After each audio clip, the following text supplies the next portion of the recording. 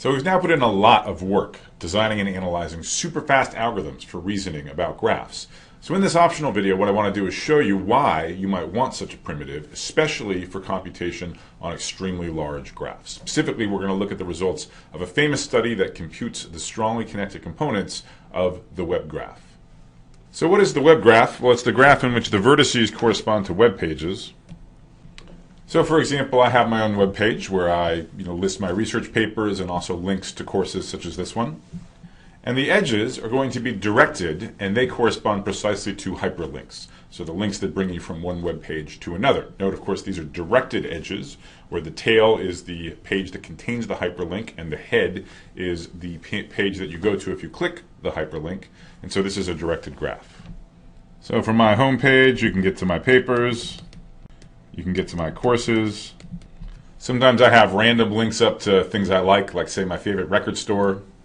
And of course, for many of these web pages, there are additional links going out or going in. So for example, from my papers, I might link to some of my co-authors.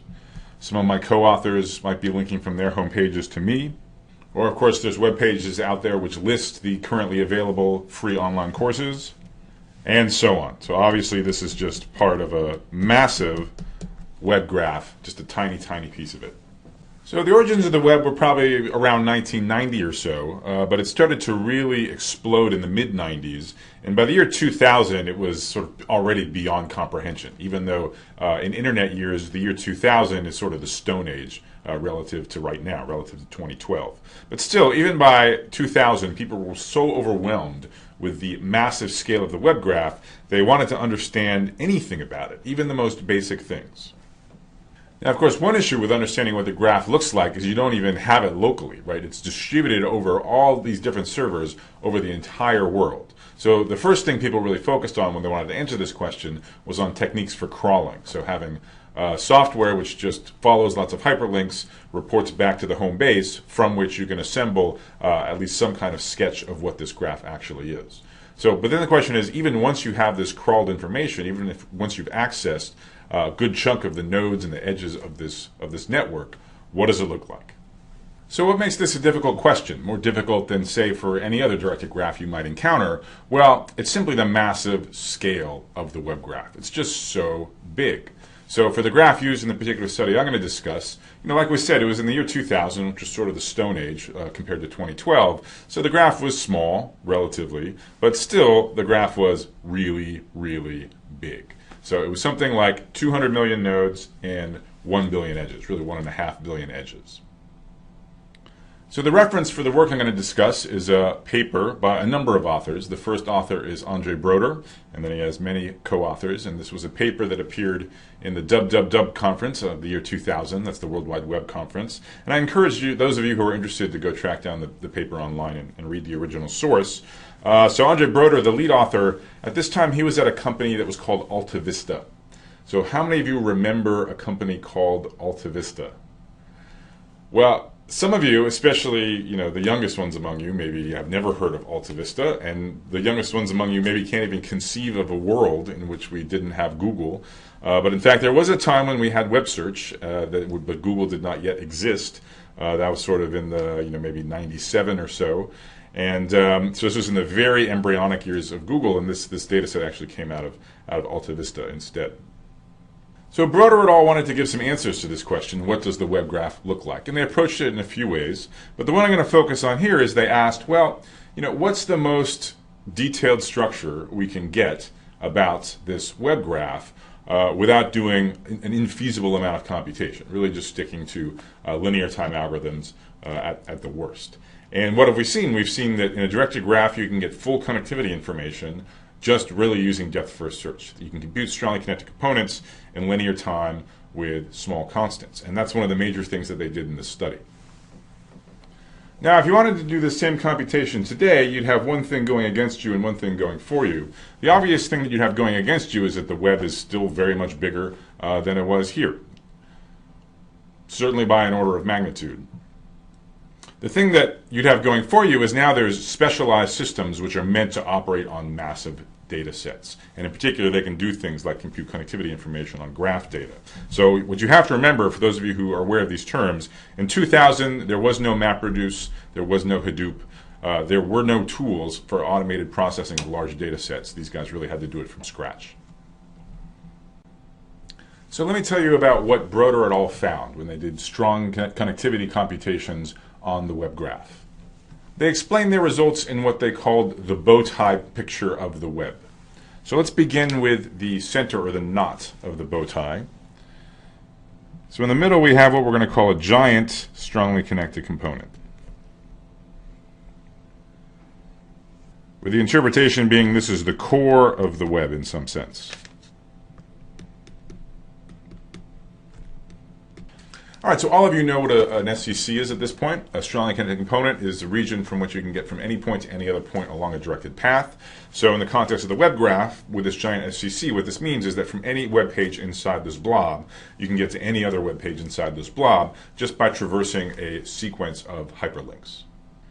And hopefully it doesn't strike you as too surprising that a big chunk of the web is strongly connected, is well connected in this sense. Right? So if you think about all the different universities in the world, probably all of the web pages corresponding to all of the different universities, you can get from any one place to any other place.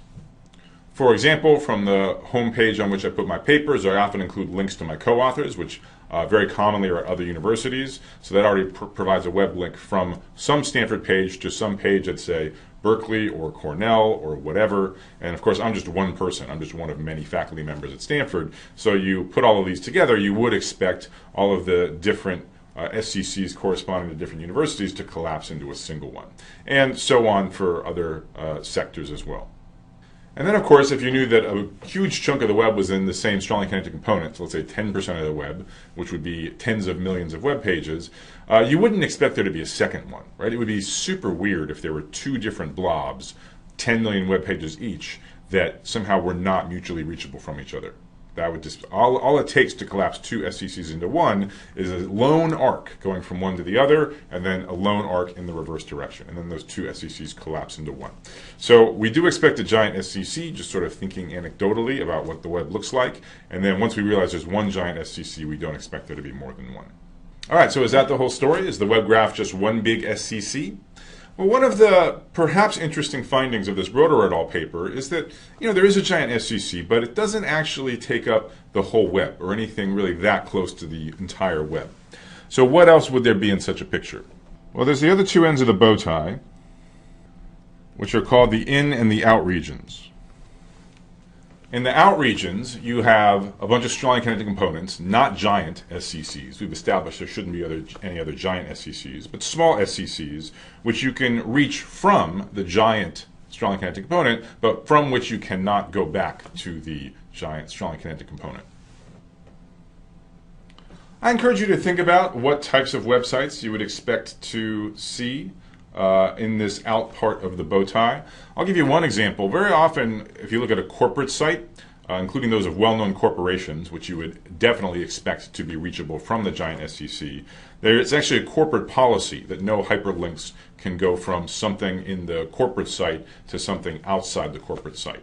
So that means the corporate site is going to be a collection of web pages which are certainly strongly connected. Because it's a major corporation, you can certainly get there from the giant SCC, but because of this corporate policy, you can't get back out. Symmetrically, in the in part of the bow tie, you have strongly connected components, generally small ones, from which you can reach the giant SCC, but you cannot get to them from the giant SCC. Again, I encourage you to think about all the different types of web pages you might expect to see in this in part of the bow tie. Certainly, I think one really obvious example would be new web pages. So if you just create something, and then if I just created a web page and pointed it to Stanford University, that would immediately be in this in component, or this in collection of components. Now, if you think about it, this does not exhaust all of the possibilities of where nodes can lie. There's a few other cases that frankly are pretty weird, but they're there. You can have passive hyperlinks which bypass the giant SCC and go straight from the in part of the bow tie to the out part. So Broder et al. Suggested calling these tubes. And then there's also kind of very curious outgrowths going out of the in component, but which don't make it all the way to the giant SCC. And similarly, there's stuff which goes into the out component. And Broder et al. Recommended calling these strange creatures tendrils.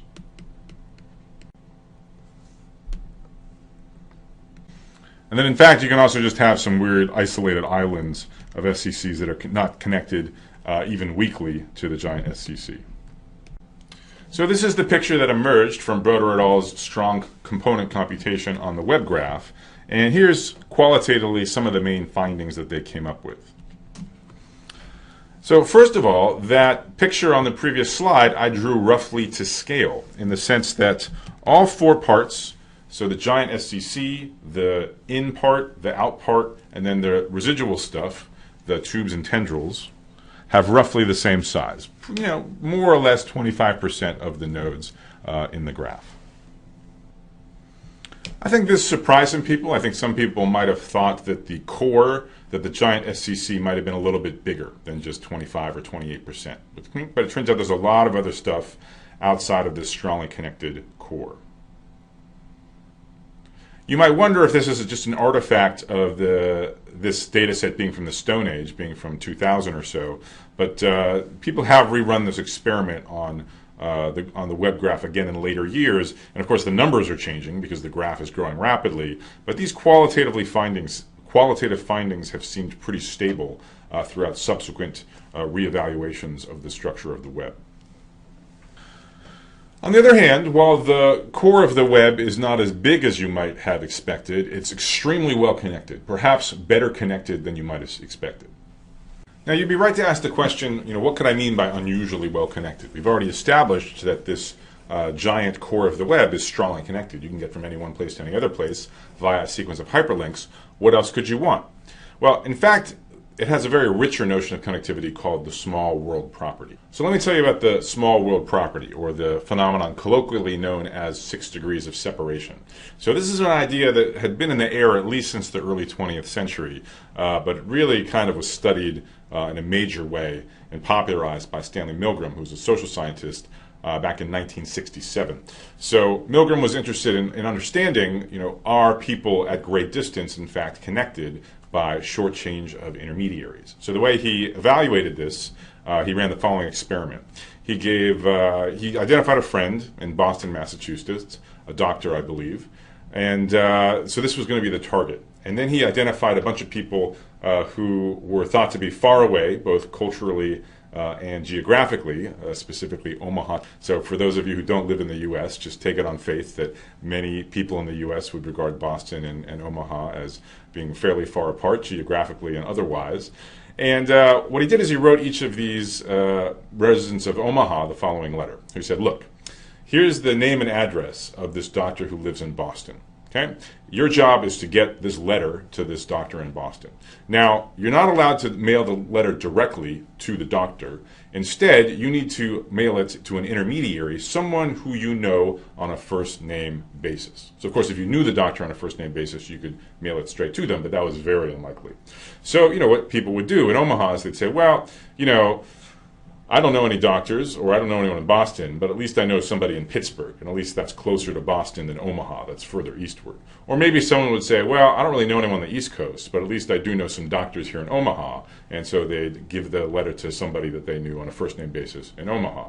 And then the situation would repeat. Whoever got the letter, again, they'd be given the same instructions. If you know this doctor in Boston on a first-name basis, send them the letter. Otherwise, pass the letter on to somebody who seems more likely, closer to them than you are. Now, of course, many of these letters never reached their destination, but shocking, at least to me, is that a lot of them did. So something like 25% at least of the letters that they started with made it all the way to Boston, which I think says something about people in the late 60s just having more free time on their hands than they do in the early 21st century. I find this hard to imagine. But it's a fact. So you had dozens and dozens of letters reaching this doctor in Boston, and they were able to trace exactly which path of individuals the letter went along before it eventually reached this doctor in Boston. And so then what they did is they looked at the distribution of chain lengths. So how many intermediaries were required to get from some random person in Omaha to this doctor in Boston. Some were as few as 2, some were as big as 9, but the average number of hops, the average number of intermediaries, was in the range of 5.5 or 6. And so this is what has given rise to the colloquialism, even the name of a popular play, the 6 degrees of separation. So that's the origin myth. That's where this phrase comes from, these sort of experiments with physical letters. But now in network science, the small world property is meant to be a network which on the one hand is richly connected, but also in some sense there are enough cues about which links are likely to get closer to some target. So that if you need to route information from point A to point B, not only is there a short path, but if you in some sense follow your nose, then you'll actually exhibit a short path. So in some sense, routing information is easy in small world networks. And this is exactly the property that Broder et al. Identified within this giant SCC. Very rich with short paths, and if you want to get from point A to point B, just follow your nose and you'll do great. You don't need a very sophisticated shortest path algorithm to find a short path. Some of you may have heard of Stanley Milgram not for this small world experiment, but for another famous or maybe infamous experiment he did earlier in the 60s, which consisted into tricking volunteers into thinking they were subjecting other human beings to massive doses of electric shocks. So that wound up causing a rewrite to certain standards of ethics in experimental psychology. You don't hear about that so much when people are talking about networks, but that's another reason why Milgram's work is well known. And just as a point of contrast, outside of this giant strongly connected component, which has this rich small world structure, very poor connectivity in the other parts of the web graph. So there's lots of cool research going on these days about the study of information networks like the web graph. So I don't want you to get the impression that the entire interaction between algorithms and thinking about information networks has just been this one strongly connected component computation in 2000. Of course, there's all kinds of interactions. I just singled one out that was easy to explain and also highly influential and interesting back in the day. But these days, lots of stuff's going on. People are thinking about information networks in all kinds of different ways, and of course algorithms, like in almost everything, is playing a very fundamental role. So let me just dash off sort of a few examples, maybe to whet your appetite. Maybe you want to go explore this topic in greater depth outside of this course. So one super interesting question is, rather than looking at a static snapshot of the web, like we were doing so far in this video, right, the web's changing all the time. New pages are getting created, new links are getting created and destroyed, and so on. And how does this evolution proceed? Can we have a mathematical model which faithfully reproduces the most important first-order properties of this evolutionary process? So a second issue is to think not just about the dynamics of the graph itself, but the dynamics of information that gets carried by the graph. And you could ask this both about the web graph and about other social networks like, say, Facebook or Twitter.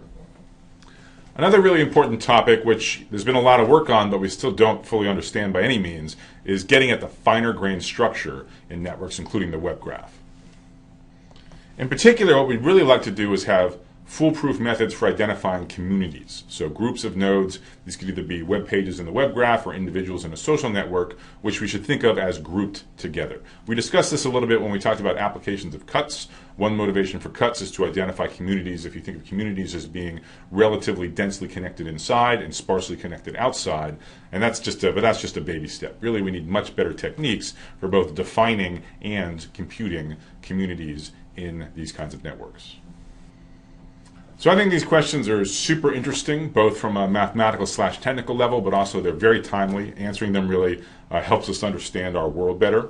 Unfortunately, these are going to be well outside the course of just the bread and butter design and analysis of algorithms, which is what I'm tasked with covering here. But I will leave you with a reference book that I recommend if you want to read more about these topics.